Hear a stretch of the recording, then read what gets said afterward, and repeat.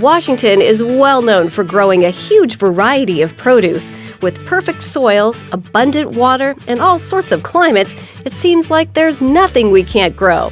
Here in Quincy, Williamson Farms seems to be growing everything they possibly can. We grow garlic, green peas, sweet corn, carrots, grass seed, canola seed, cherry peppers, jalapenos, lots of other things from time to time.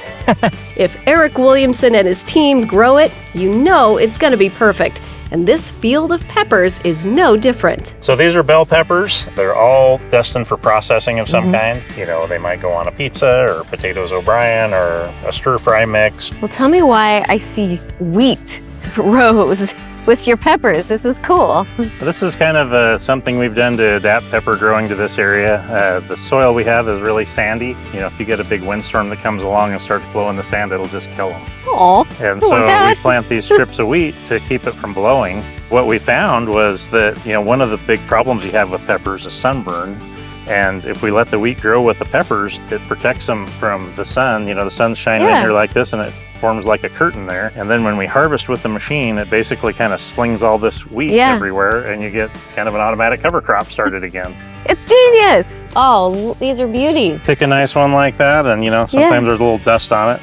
It's all right. But, you know, you can just break it open and just eat a piece. Have a little taste. They're good. That was really good. It's like summer. Don't make me take a bite out of a jalapeno though. yeah. I don't take bites out of those either. So what's the difference between a green pepper and a red pepper?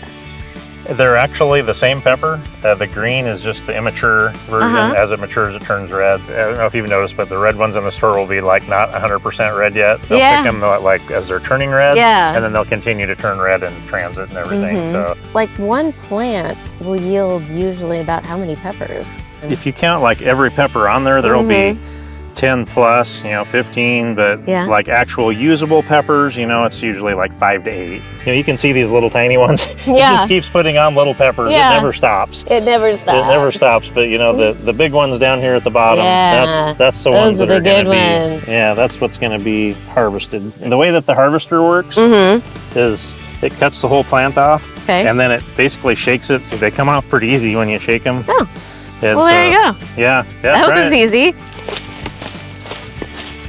Wow, they do come off pretty easily. Yeah. Look at how perfect that guy is. You're gonna make great fajitas one day, guys.